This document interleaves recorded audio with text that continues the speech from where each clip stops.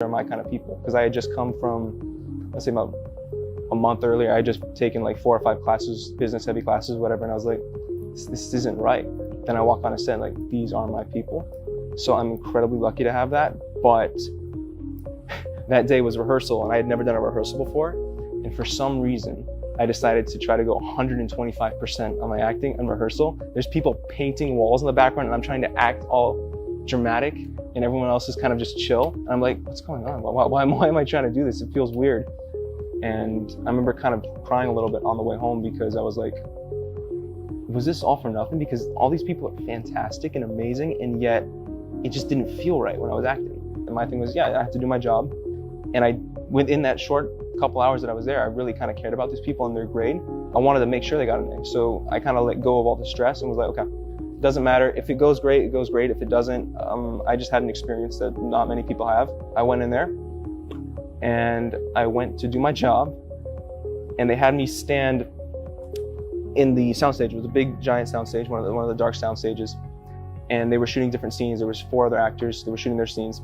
I came in that day, and they had me like, oh, we're not going to shoot your scenes yet. Like 15 minutes. Go stand on the other side of go stand over there. So I was standing in the soundstage on the corner, dark corner. There's like a couple furniture. I was just kind of sitting on one of the old couches.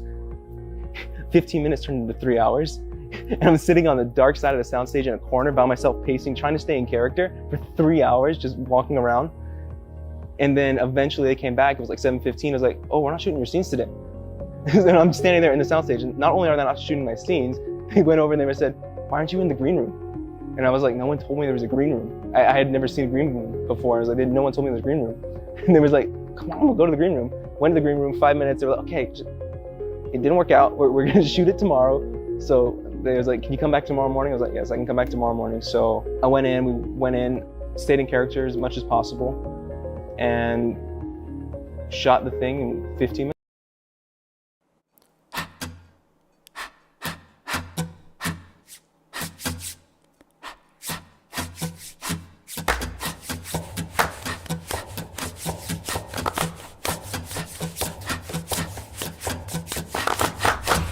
Musician. I don't need any music. I don't need you either! Shut up! Let me out. Let me out! Well, I'm involved in this movie, in this feature film, and it's called Love Trap. Super amazing film. Everybody involved is doing a wonderful job. From the director to the director/writers to the crew, everybody on the lovely crew, then to the cast. And just the entire setting in general, the environment is just so welcoming, and everybody is so diverse. But we all come collective to help invest into this vision that the director and everybody has of their own, but we all come in and just make it to be beautiful. So I can't wait for y'all to see it.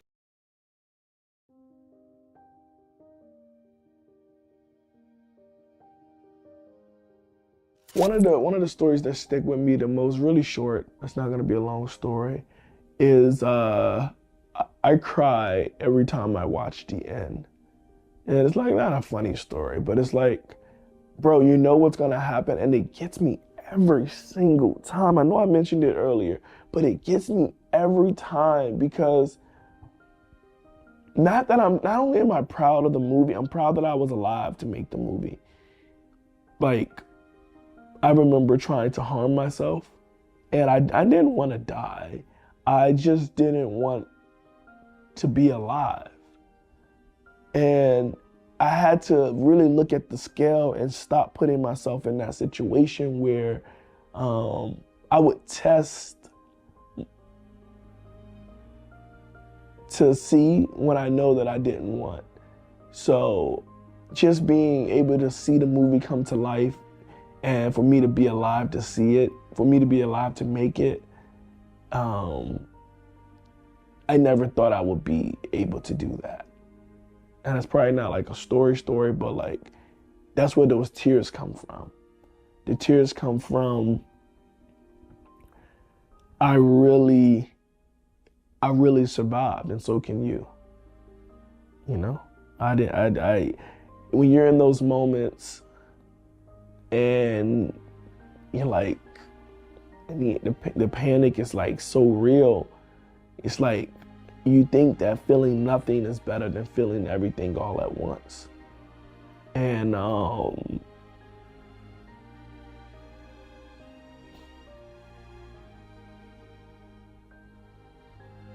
it's like it's okay. You know what I'm saying? It's really okay to feel it, you know? And sometimes the feelings get overwhelming and you don't want to feel it.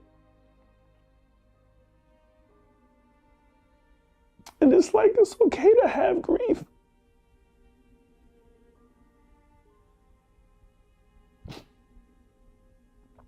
So I named the movie Good Grief because it's okay to grieve.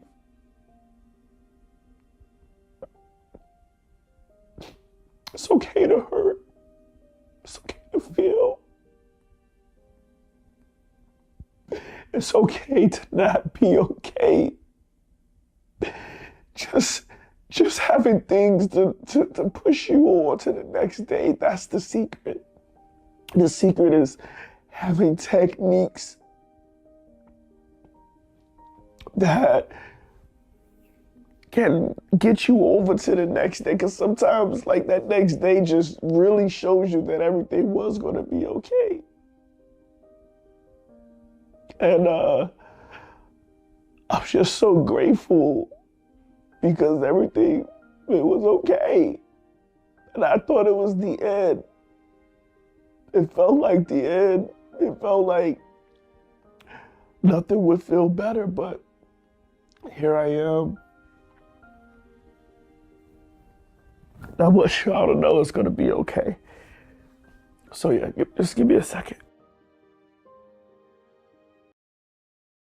So today's show, we try to have guests on every week, and so part of, aside from today, but on any given day, you know, I'm searching for artists to interview. I'm reaching out. I have artists that reach out to me as well, looking how they can be a part of the show.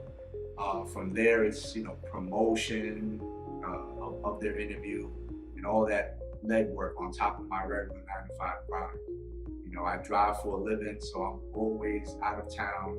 I'm always going all the way up to Michigan, and in that whole day, really, it transpires into the whole week, really, because every from day to day, I'm editing videos of these interviews, I'm posting them, again, corresponding with different artists from everywhere, making sure I get them to send their music first. And half the artists that I don't even know, I have to listen to their music first. If I don't really like it that much, then I have to say to myself, you know, is it worth me interviewing someone that I'm not really feeling their music, or is it just me that's not really feeling it? And sometimes I'll send it to Fuego, be like, here, you know, check this out, tell me what you think. Or sometimes I'll say to myself, man, these guys got a ill following. Maybe it's just something I'm not up on yet, you know what I'm saying? So I have to just say, okay, I'm not rocking with it too much, but it is supportable, you know? And then from there, just try to connect everything. My day was cool for the most part. Let me see.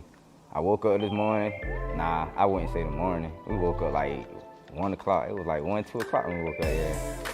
Lady said we had a long night though. You know, I got up, rolled up some good weed. You know, got blazed. Went in the car, got there and chilled out, listened to some beats. And then, you know, my homies got up. We all went back up to the hotel room. I told them we were about to hit up the mall and stuff. Go cop some fit, shoes.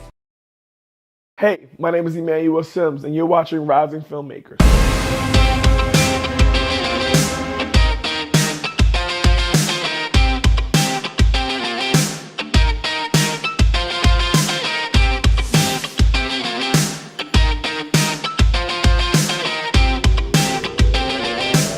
Welcome to the Rising Filmmaker series featuring Emmanuel Simms, MFA, here with us today. We're here to explore his passion for film and his journey to the big screen. I've always been fascinated by movies. As a kid, we we would sit around as a family and we'd watch them over and over again. We had about 30 VHS and we just circulate them all over again as a family. And it really sparked something within me. And I knew then that I wanted to do more than just be a viewer. So I pursued my master's degree in film later on in life. And I realized that that was the missing piece of the puzzle that I've been waiting for. And it allows me to create on a different aspect. Making movies is like, it's for me, it's high level problem solving. It's like you got to get all these different pieces to make the picture look like the one on the box. So I really enjoy just the trial and error, just the learning curve of it, the persistence, having the grit you have to make it through with it. That's incredible.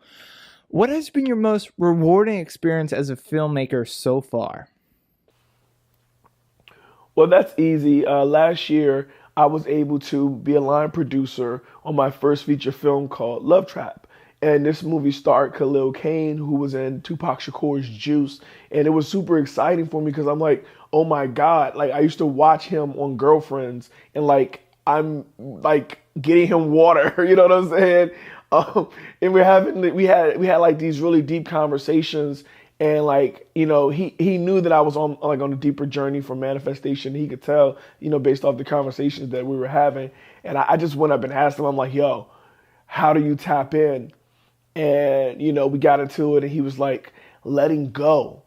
When you let go, you're able to really be into your character. And I was like, yo, oh my God. Like, but I literally was like watching him on TV and now I'm line producing a movie with him in it. So I can't say it gets no better than that. You know what I mean? Why do you think it's so important to have diverse voices represented in the film industry? I think it's very important to have every culture, background, or perspective represented in film. It gives people an opportunity to see themselves on screen. And it's these stories that I believe could spark the decision to actually make real change in the world. So we want to inspire these people, you know, and I think representation is key. That is a great point. As you continue to make films, what message do you hope to spread? I want to inspire people with my films. I want to give them a sense of hope and optimism that if they really do try, that they can receive the outcome. I do believe that fear can come in so many different forms that we don't even notice that it's there. And in times, I want people to know that they can still make it even though they're afraid, even though they're not sure that the outcome's going to come out, but they still pursue it because everybody that's gotten past that next step knows that the further that you push, the more you find out you can do. So I just want to inspire people to do that. And hopefully we can spark a new generation of creatives. That sounds wonderful. Thank you. Finally, Mr. Emmanuel Simms, what would you say to any aspiring filmmakers out there, such as myself? I would say don't be afraid to take chances. Dive right into your goals. Some things will work out, some things won't, but you'll never know what you can do until you try. So just get creative. Don't worry about all the details right now. Just get started and just chase your dreams, and I believe in you. And I'm proud of you right now for even just getting closer to this step. You know, the fact that you're viewing me now, it says that you really want to further pursue your career and you're trying to get to another place in your life. And I just believe that you can get there. And I'm here to support you because you're no longer doing this alone. Welcome to the community. We'd like to thank Emmanuel for joining us because we are about out of time. It was an absolute pleasure having him here with us today. It was great to know more about him and his passion for film. We'll see you with the next rising filmmaker. Thanks for watching. And thank you guys for having me so much on your platform.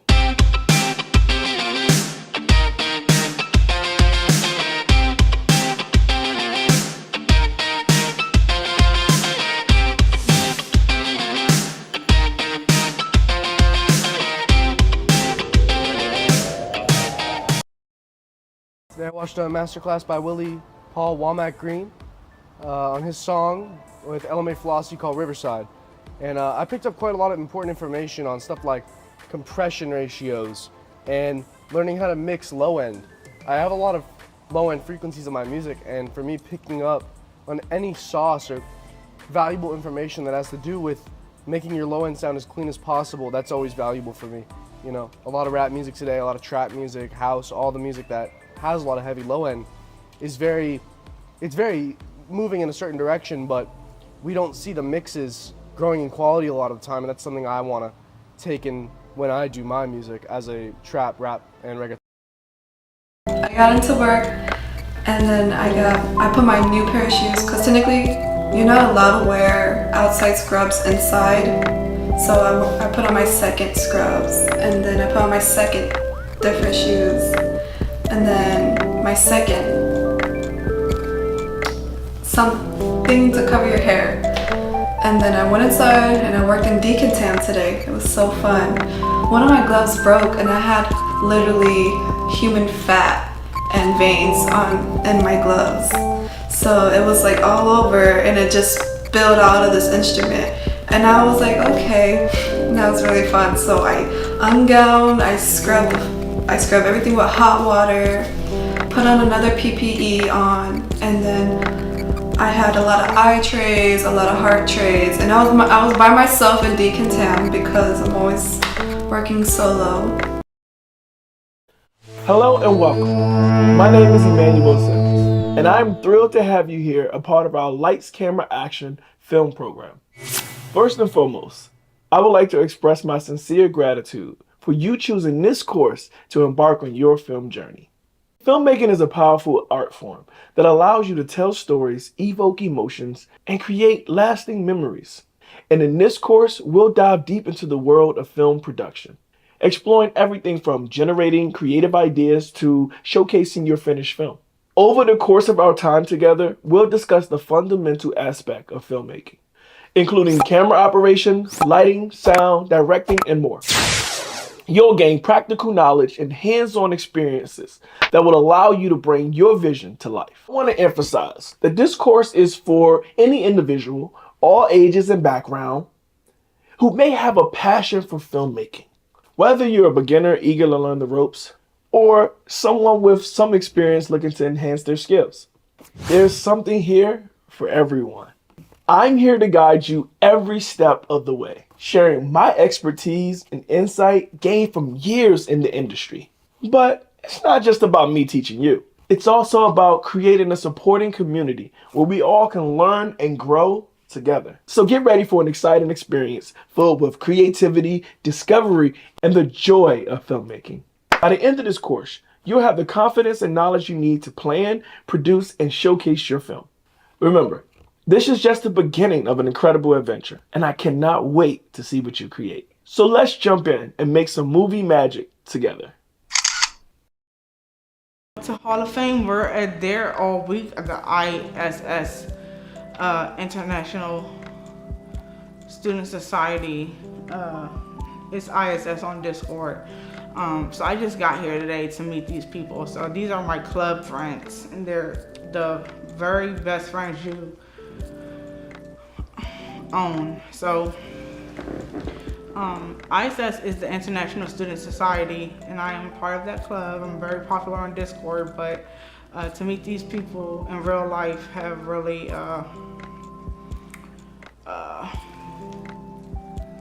brought me a marvelous balance. It's like I'm a Rasta. I might grab some fish out the sea, but I'm a city boy, you know what I'm saying? I need Wi-Fi. You know what I mean? I'm an urban Rasta man. Urban, actually, people misconstrue the term and think that it means black. Urban means city. So, you know, if I'm an urban Rasta, I was born in Queens, New York. Jamaica, Queens, no doubt. But I am Jamaican, you know what I mean? Spend time in Jamaica and in Jamaica, Queens, funny enough. So you have an idea, a brilliant concept for a movie that has been brewing in your mind. You can see it on the big screen, captivating audiences, leaving a lasting impact. But what now? How do you turn that idea of yours into a reality, bringing it into a full-fledged film?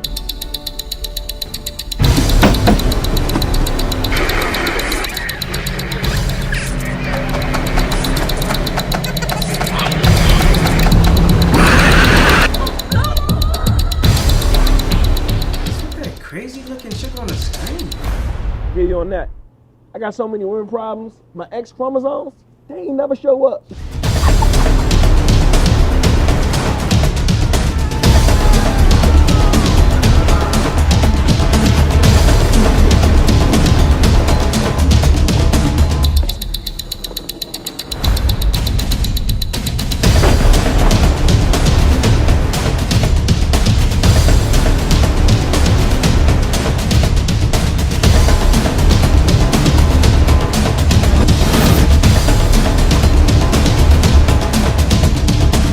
That's where we come in.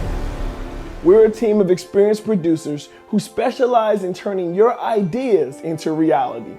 We take your vision and guide you every step of the way, from concept to the screen. And the best part, it won't cost you a dime to learn how we can turn your idea into a motion picture. Schedule your consultation today with our team of expert producers. We'll listen to your ideas, provide guidance on the entire movie-making process, and discuss how we can bring your vision to life. So don't let your movie get stuck living in your head. Take action now and schedule your free consultation with our team. My name is Emmanuel Simms, and I'm here to help you bring your movie to life into the big screen.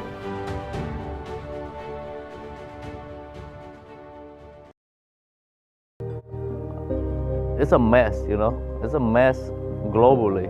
Everything went up. Money is losing value, you know, everything going up. So I have to secure my source of food first. And me and my friend, we just purchased 1 acre and then now the second one. So that one already have a pit, and we dig a little bit deeper, we're gonna get some water, you know, so I have my own source of food and water to secure my future. Or if things go back to how it was before, it'll be great too, you know, but still, I'll have a garden, you know what I mean? And then one day maybe I'll take my grandkids to the garden that I grow, and you know, let them climb the tree, you know, eat the fruit off from the tree itself, you know, like how many people out there have that opportunity?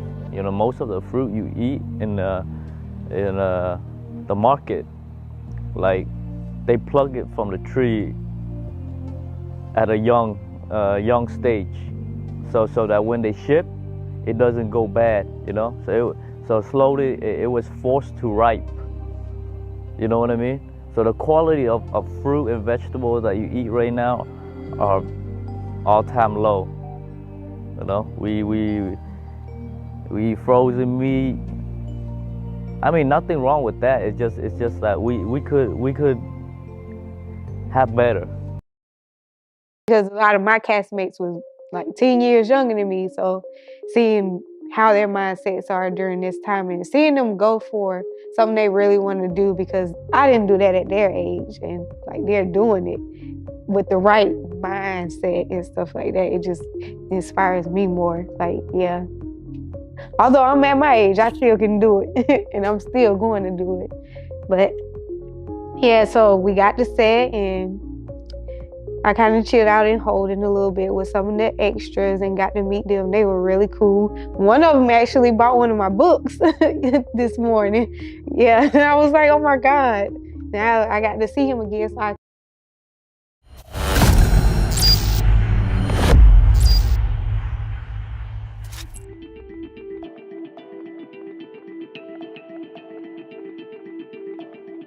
I feel as though, number one, my purpose is to be a mom. That's first things first. But to also just touch everyone around me. So since a kid, my mom has instilled to just help. My purpose in life is, I just add towards kingdom building. So I make people happy. Like, so that being said, it just makes it easy. I get up every morning and do what I do, and you know, people are happy. You know, I don't really get complaints, and you know, people are happy. No, I've been a Christian all my life, and grew up knowing that only what you do for Christ will last. I've helped friends come from Florida and brought them into my place. I've helped people build their businesses and brands and help style their brands and shoot their brands, photography and things like that. So I feel as though my purpose is to put my hand in each pie and kind of help everybody go along.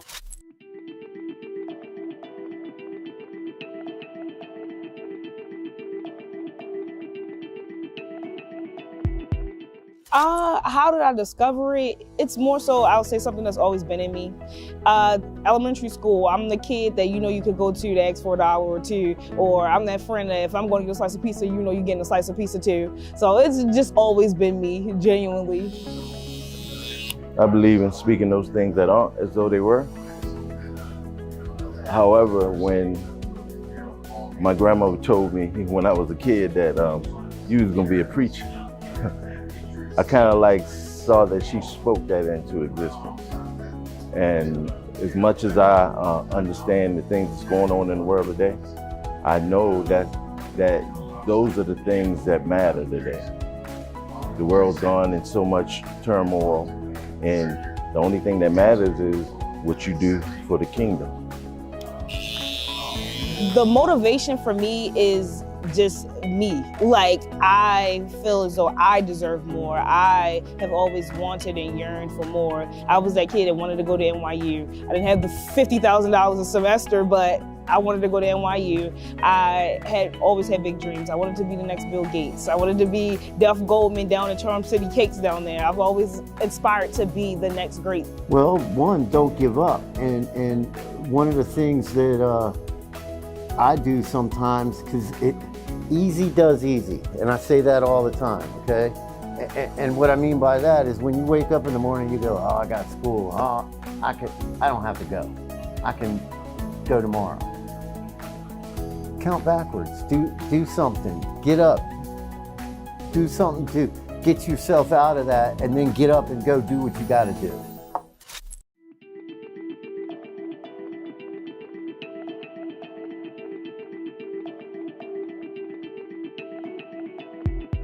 Absolutely.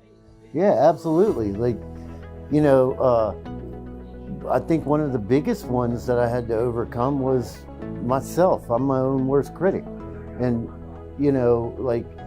doing that, and once you overcome that and realize that you are a good person, you are a viable asset to the community, you end up doing what you need to do.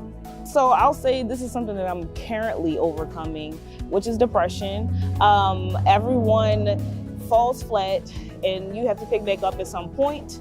And right now, I just started to do things that made me happy again. So as simple as it seemed, I went and loaded up The Sims on my computer again. That was something that I did every single day as a teenager. I needed to make myself smile. I needed to feel like me again. I started to create more. So I actually have a sweater that I created sitting on my doorstep waiting for me right now. So just redoing those things that I know I'm supposed to be doing versus trying to figure out all of these other avenues when that's not working for me. Absolutely. You don't know my history, but ironically, I've been through so many challenges. I spent over 15 years in prison, came home and made a conscious decision that I was gonna walk, in the right way today. And ever since then, I've been blessed. I've been living the abundant life.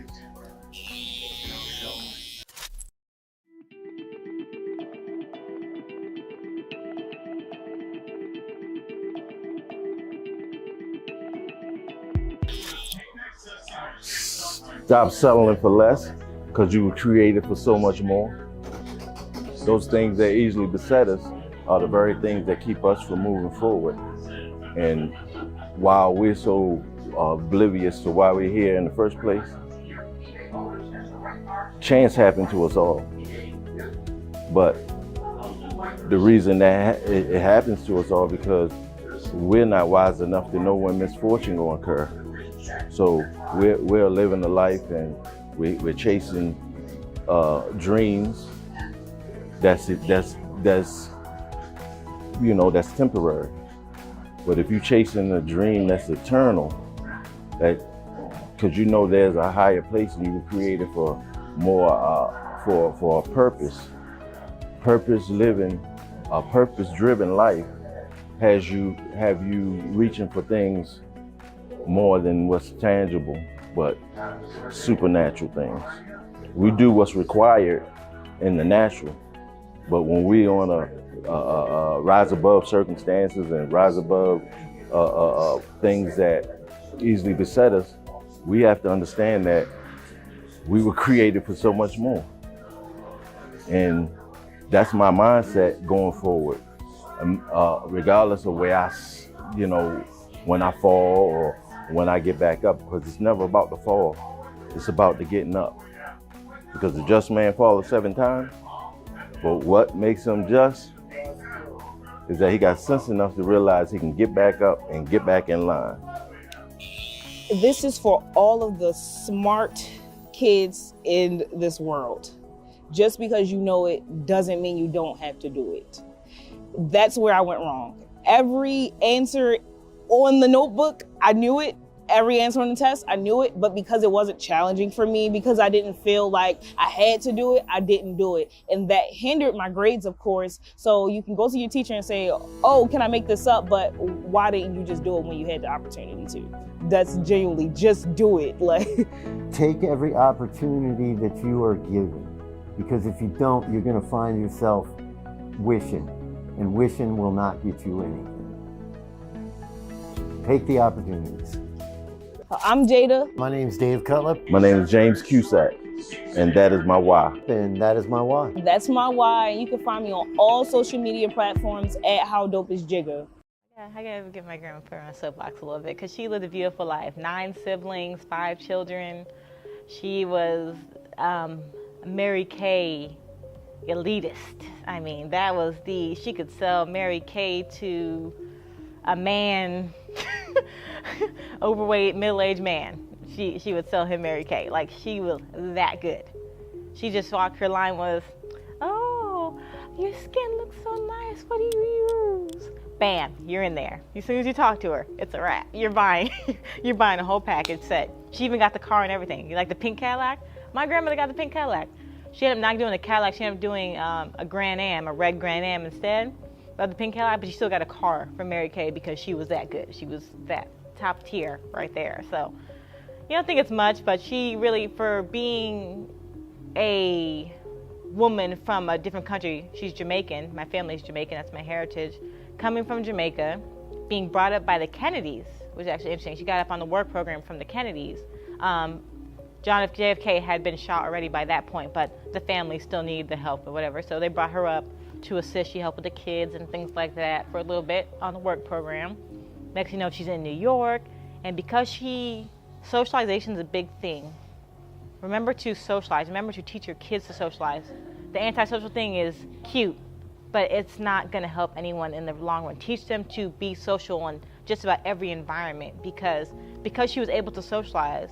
Like I said, a little woman coming from Jamaica, a little immigrant woman, the way she was able to get a house, one of the first houses in Queens as a black immigrant. There was no black, it was all Jewish owned. So she had the first little corner house in Queens, had the best yard and everything, and she got it first. Well, they really overcharged her just because she didn't know better. They really charged her too much money.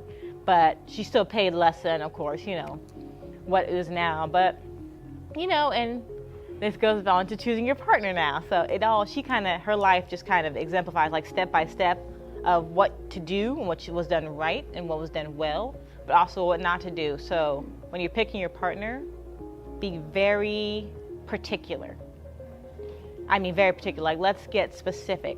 Not just in the, I need 6'6", 6 figures, 6 feet, 6 pack, right? The 666 rule. No, you need to have it be more genuine. Does he speak to you kindly?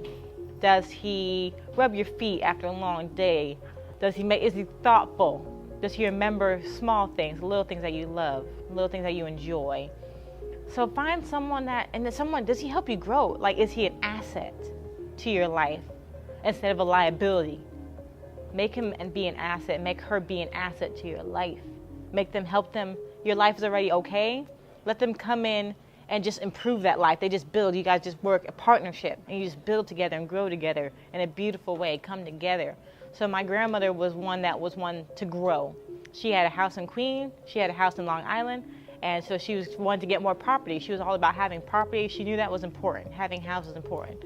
But the men she was with weren't thinking about it like that. They were okay with, just being, just existing. They didn't necessarily need more. They weren't ambitious like she was. So that cost her. It stopped her from doing a lot of things and kind of getting to that next level in her life that she wanted to get to, that she's working so hard for. So just be mindful of who you're with. And so now, and now she's in her elderly age. Now she's in a nursing home with, like I said, she has her family that still loves her, but, she doesn't have her houses anymore. She doesn't have her car anymore. She doesn't have, so all that's gone. And like I said, it's New York now. So her house that was in Queens, that was, I think, $60,000 at the time when she bought it, is now probably, what, $2 million easily, like without even blinking, in New York. And it had an attic and a basement. So she could have rented out both things. She could have had like 6 bedrooms to rent out.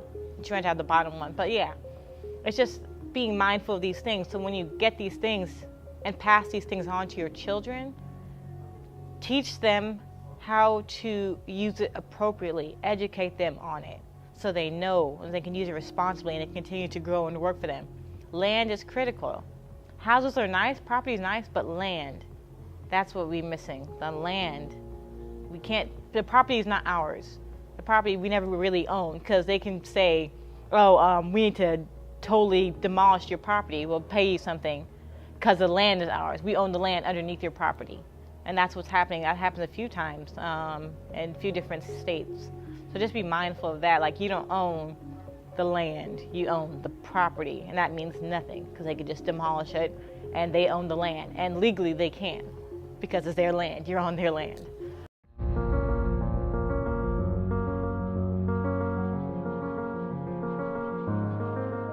You have the white picket fence, palm trees slinging in the air, and clouds that are so close to the earth you can almost touch them.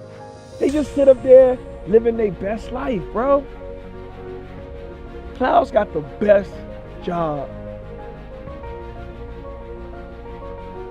You ever think the clouds get depressed living their best life? Of course. How else would you explain the rain?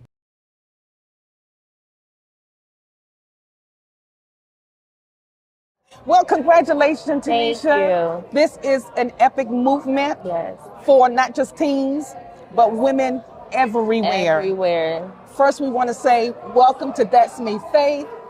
Welcome to The Well.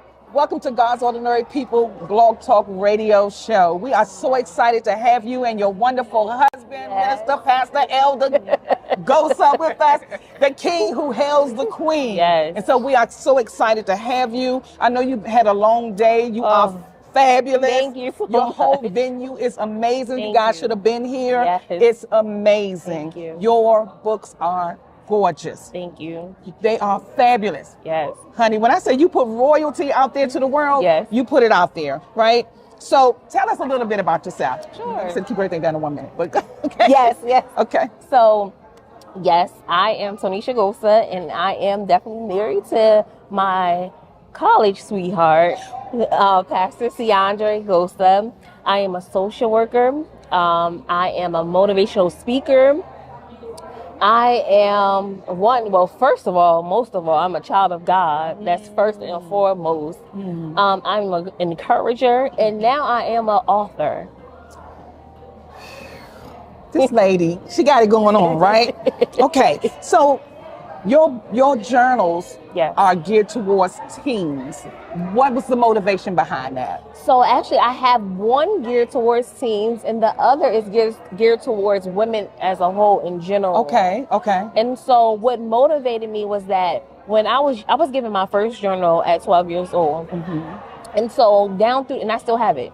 Down through the years, I've been journaling, getting my thoughts out there, writing the vision and making it plain like the scripture says, and just putting down goals and aspirations. And I felt like now was the time, because of everything that we're experiencing in life as women, as people, you know, was a time for us to really sit down and be able to get out our thoughts, be able to really get out and write the vision and make it plain. And in working in the mental health capacity, journaling is like key. I encourage my clients all the time to journal because you're able to get out whatever you have in, you got to get it out somehow, some way. So why not put it down on paper? Well, there goes 2 questions on the list. Okay, so you've gotten here. Yes. What's next? Oh, what's next? This is big. Yes. This is epic. This is a movement. Yes. And what better time to do it when we're celebrating women? Yes, exactly. What's next for you, Tanisha? So I don't even know all that God has in store and what's next. I do want to get out and get into the community. I do want to get into the schools. And I do want to get into different women's groups to spread these journals. I don't know, a tour might be next. See, that's what I'm talking about. A whole tour. This is amazing. Yes. Can you imagine TD Jakes, Sarah Jakes now, giving you a call and saying, I've seen your journals. Wow. We want you to come. What's your response? When? I'm coming. I'm coming because I'm at a point in a season in my life where I'm just stepping out. I'm like Abraham. I'm just stepping out. I don't know where. I don't know how. Even the fact of being here in Delaware, how I got here was an Abraham experience because I didn't know anybody here. I didn't have, you know, any family here or anything. So I came out here for school by myself, and look what I've gained in the last 16 years. So I'm just remember what he did for me when I left from Jersey to come here. I'm remembering that even as I go forward in this next journey in my life. 2 inspirations. Who were 2 inspirations in your life? 2 inspirations. One is definitely my husband. My husband, hands down, you know, we're young. We're a young couple, and my husband has been there for me. Whatever it is that I envision or want to do, he is wholeheartedly there for me, encouraging me, pushing me. He always tells me, if God is in it, then go forth and be great. My God. And then the other inspiration is on yesterday, we funeralized our great-grandmother, my husband's great-grandmother and my great-grandmother-in-law. And so in honor of her, she is my inspiration because she raised 8 kids by herself and was a trooper even throughout her illness and her sickness. So she's another inspiration. And I actually gave her she's on the front of my journal. And I gave it to her 2 weeks before she passed away. Wow. And so we had her actual journal set up here at the book signing today. How long did it take this journey to get started and really get out there? I had the vision back in, I would say like 2018, maybe. And so I, thought about it, put it down, thought about it, put it down. And so it really took off, I would say, last year. So it took me about a year to really say, okay, this is what we're going to do. This is how I'm going to do it. This is what God has given me to birth. Yes. Well, you wanted to say something? No, you're Oh, okay. One celebrity, if they got their hands on your journal, who would you want to have their hands on your journal? Come on, Oprah. Come on, Oprah. Come on. I think my son prophesied that. Come on and get it. Yes. We are so excited and so honored to be in your presence. We hail you queen for this month, Black History Month. You are a trailblazer. Amen. And we are so proud of what you've done. You opened up a box for so many young women and women to get out. Yes. The top is off right here. It's off. The top comes off right here. I believe that there's going to be a movement in this church alone, just for the people that have gotten these journals, lives are going to be changed. Amen. Because your heart is so sweet and so pure. Yes. And the anointing that rests on you guys' life and the love that you have for God's people. I'm saying this from a conscientious observer from the distance. Yeah, man. So we see your fruit. Amen. This is evidence of your fruit. Amen. We can't wait to see what God does next. Yes. Did you want to say anything to our listeners before we close? I would encourage your listeners to get out there and, like Nike said, just do it. Whatever your dreams are, whatever your goals are, go after it. You don't have to have everything all together.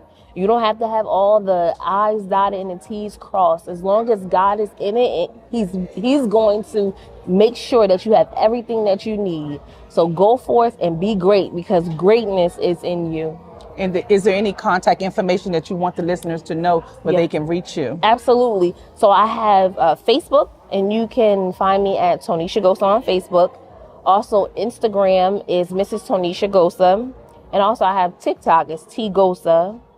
And then you can reach me by email, it's tonishagosa@gmail.com. My God, you guys heard it here yourself.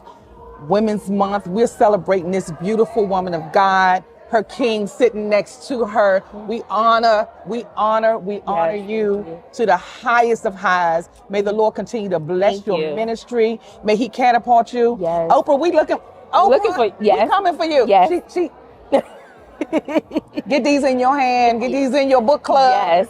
Because we coming for you, Yes. Oprah. God bless you. Thank and you so thank much you for the again. opportunity. Thank you. Yes, thank you. Thank you, Minister Pastor Elder. We appreciate y'all. May God continue to bless you. Thank you. And continue to drag and pull and take y'all to the lowest of lows. People that don't know God. Yes. Get their hands on these journals. Yes. Well, we're going to help you make sure they get them. Especially the people in the hood. Yes. Because we from the hood. Yes. So I come to you from That's Me Faith, from God's Ordinary People Outreach Ministries, also from At the Well Blog Talk Radio Show. Thank you, thank you. Thank you. Thank you God so bless you.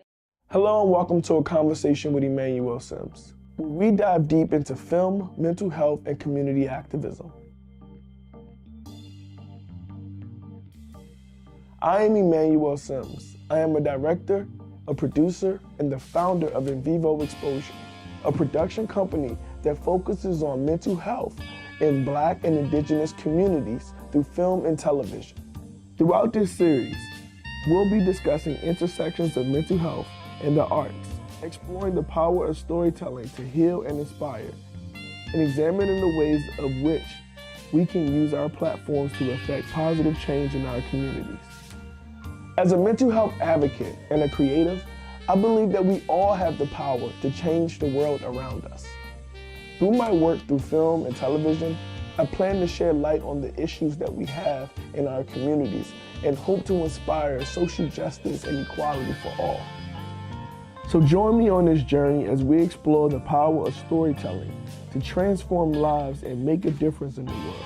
Together, we can create a brighter and more inclusive future for us all.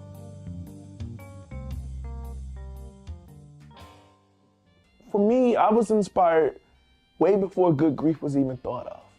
So I started doing a master's program at the University of the District of Columbia. It was a dual master's in mental health and clinical rehabilitation counseling. And during that time, I think I've sought out the most mental health help that I could ever get, because like during the program, it's very important for counselors to go to counseling. So during that, I realized that I was very privileged to have access to these services. I realized that not everybody's gonna go to counseling. Not everybody's gonna, seek services. And when they do, sometimes it's like already really, really bad, or like to the point where, medication and things like that can come into effect. And what I realized, it's just like a tooth, a rotten tooth. If you leave it too long, it can shut down your nerve systems. It can ruin your brain. It can do all types of different things like that. So it's the same with mental health. And I realized that if we were to treat things a lot sooner in our community by at least educating and teaching little techniques to us, to our people, that we will be able to actually prevent a lot of the extreme cases.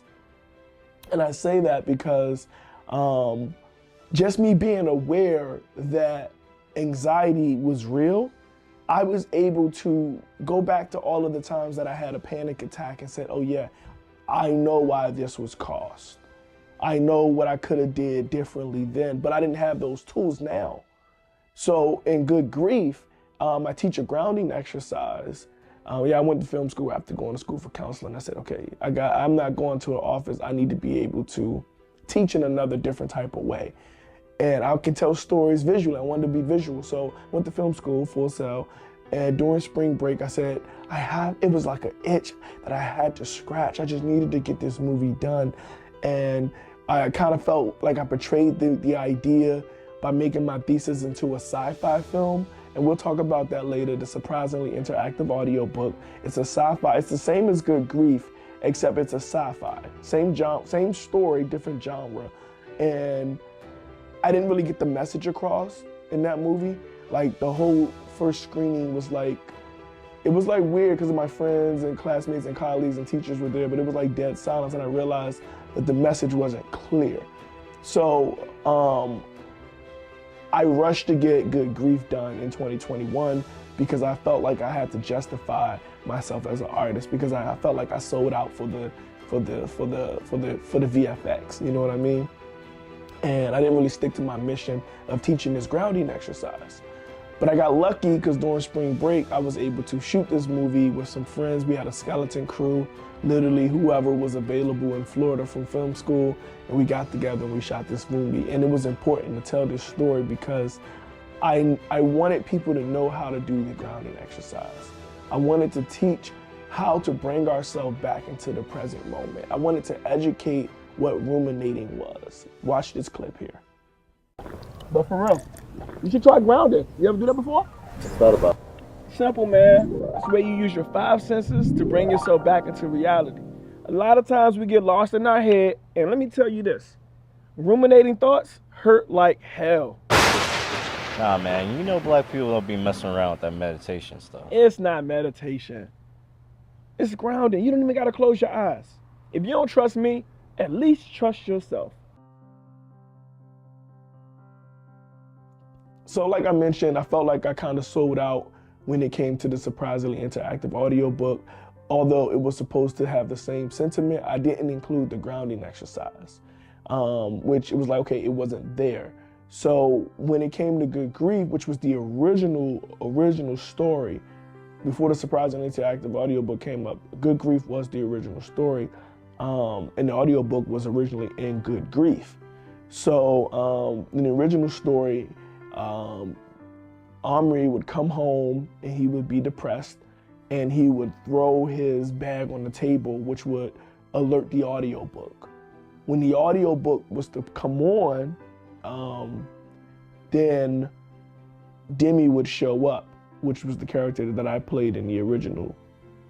And once he showed up, he would guide him by just being there. Now, in this new remaster, you hear the intro of Mindful Manny, Emmanuel Simms, you know, myself giving that audiobook introduction. You're listening to the audiobook, find yourself in a comfortable position. And in the first movie, we didn't kind of give that. It just showed him going through the ups and downs, the trauma of not having quality health insurance, which was giving him people who didn't really care or just looked at him as a number, rather than trying to, you know, be empathetic. They're like, hey, you know, we'll get some more out the cage next week. And he's like, you know, just he's already going through it, and it's like the people that's supposed to be helping him aren't helping. So it's like, I'm at the end, you know what I mean? And this is the true story based off my life. But I was listening to audiobooks that saved my life. Shout out to Audible, let's do something. Because I was listening to audiobooks, and that's what was helping me dig my mind out of the rut. That on top of all the mental health learnings that I had, you know, 63 credits in a master's program that I lost my mind at the end.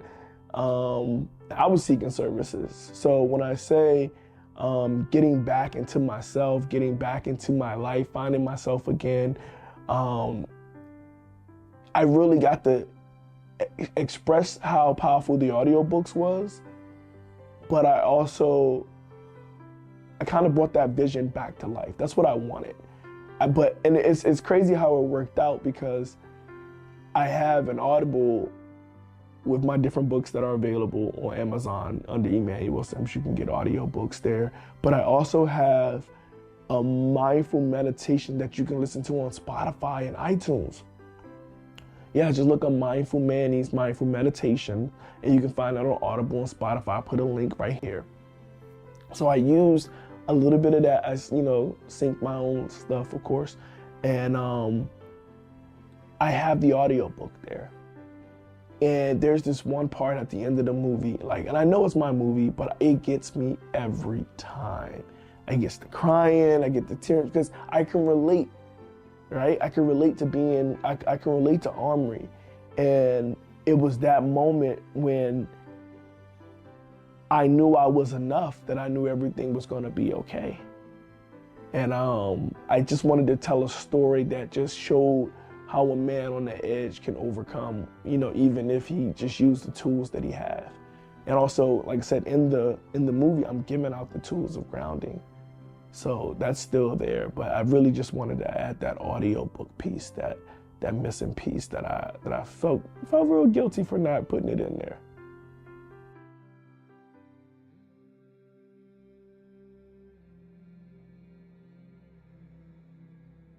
The challenges that I face producing Good Grief,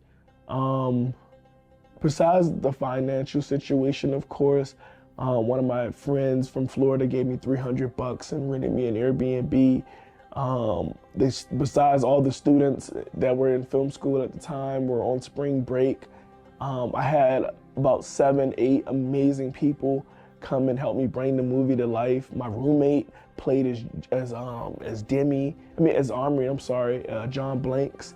We're roommates, and he lived across the hall. We fought daily sometimes, but we worked it out, and you know, we became friends, and we not like fought like physical, we roommate battle, like, you know, wash the dishes, like stuff like that. But you know, he helped me bring my vision to life, and it meant so much to me. Taylor, she helped me just get organized. It was just having my friends there made the lack thereof better. Connor McDaniel was my first AD, Tiffany, Juliet, Maisha, I really appreciated her. She was so supportive. Like, just having a team bring the dream together, like, no matter what the hurdles were, I wanted to rush it to have it ready for a premiere at the Enzium, and it didn't even get screened. So I did I was like, I have impulse issues sometimes, and I'm working on it, but it's like I want to get things done when I want to get them done. And sometimes it's like, slow down and like take your time, and you can provide quality. And that's what I wanted to do with this director's cut. I wanted to really not just settle for completion, but get my complete vision across. So yes, in Vivo Exposure, we're focused on helping artists heal, helping the community heal by teaching them to critically think. That's our mission. We want to assist our community heal by teaching them how to critically think, by educating them on giving them these tools, basically breaking down mental health into conversational pieces so that everybody can benefit from it. So we create social media content in the form of TikToks, dance videos that are uplifting and motivating, and just inspiring people to be themselves and go all out and be them. We have a Triggered series that we're working on and we're raising money for. So if you're interested in becoming an executive producer, we have, and it's just for this year. Next year, the price is going to multiply by 10, but you can get in now at $1,000 as an executive producer. Make that donation as soon as you can. Link in bio. You can make a $500 donation for associate producer. You can make a $250 donation for assistant producer. And if you're not ready to make those big donations yet, you can become a special thanks donor, and that's $50. So what we're doing is we're raising monies to shoot these projects. We have a lot of the equipment already, so it's not gonna cost us too much to get things done. And we have a very, very creative producer, myself. And yes, I know how to budget well. I don't budget to make money. I budget to put money in the film. And I know you're like, well, why is the movie gonna miss? My mission is to assist my community heal by teaching them to critically think, So if you can get with the mission and you can get with what I'm trying to do, let's work together. Let's help me help the community. I just know simple as that. Like, some projects will make money, but majority of them is just educational content so that we can heal our community. And I think it's well needed, and I need your help because I can't do it without you.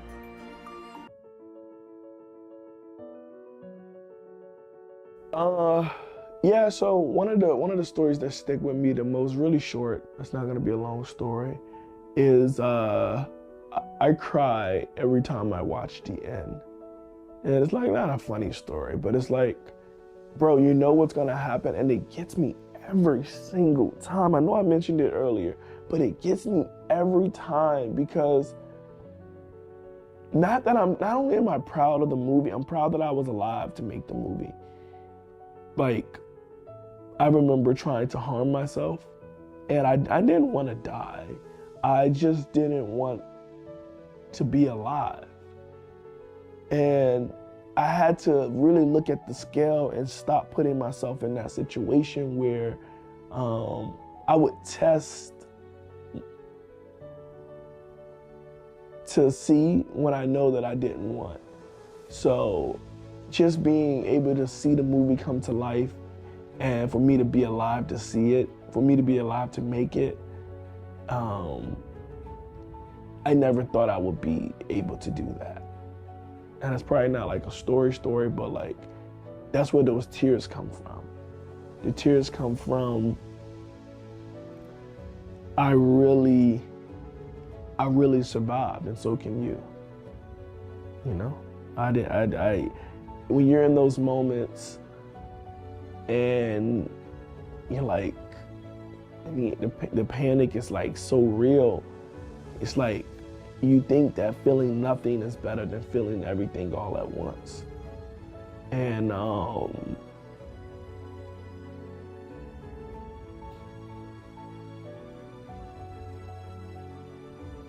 it's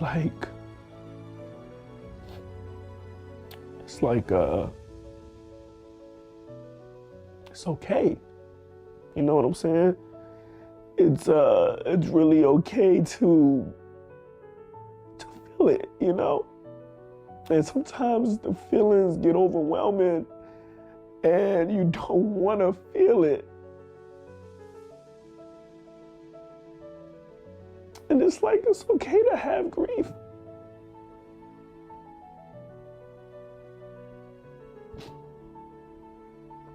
So I named the movie Good Grief because it's okay to grieve.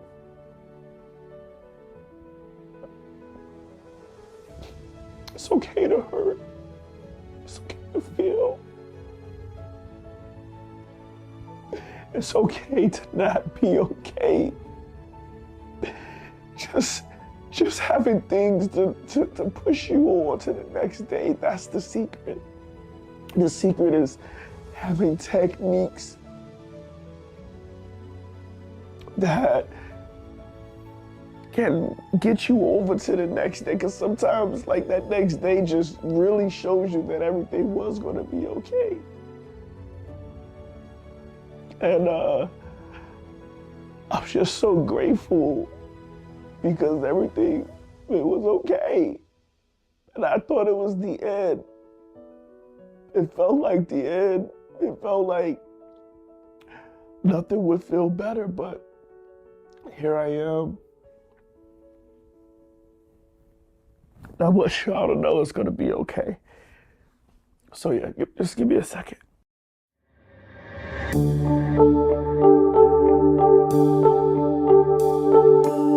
That's a way to bring it back. Okay, good shift. Whoever's producing this is doing a really good job. I'd have to say that when I got to live in China, I really learned about innovation. When there's limits, there's innovation. And I think that's very powerful because in the film, there's always limits, but then, right, there's innovation, right? So when I was in China, I learned that there was a limit on cars. So one of the innovative things that I noticed that people would put motors on their shopping carts so that they can still get around and things like that.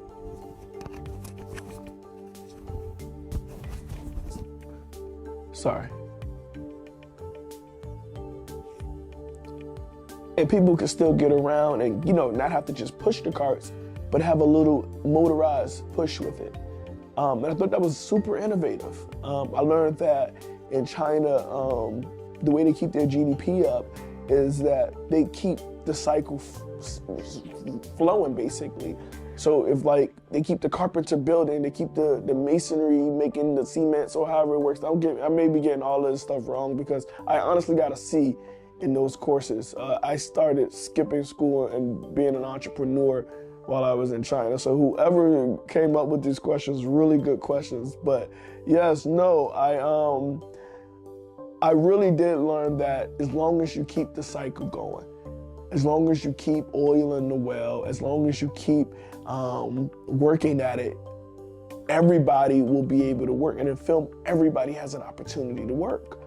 From pre-production, from idea to post-production and screening and wherever you go with your film, there's an opportunity for everybody in every skill, from sign language to artists who draw paper, to people who do paper mache, to people who style rooms, to people who make music, to people who just, you know, play music.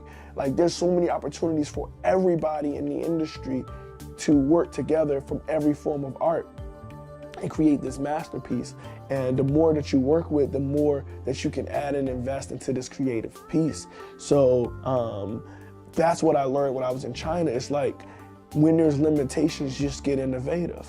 When there's limitations, make innovations. I'm trying to make something round, but whatever. But it's like just keep working, keep redoing, keep the cycle going. And when there's limitations, have innovations. And that's how my Chinese history and economics play into my film director for this. I'm innovative. It's gonna work out. That's a good twist after the twist. Thank you, guys.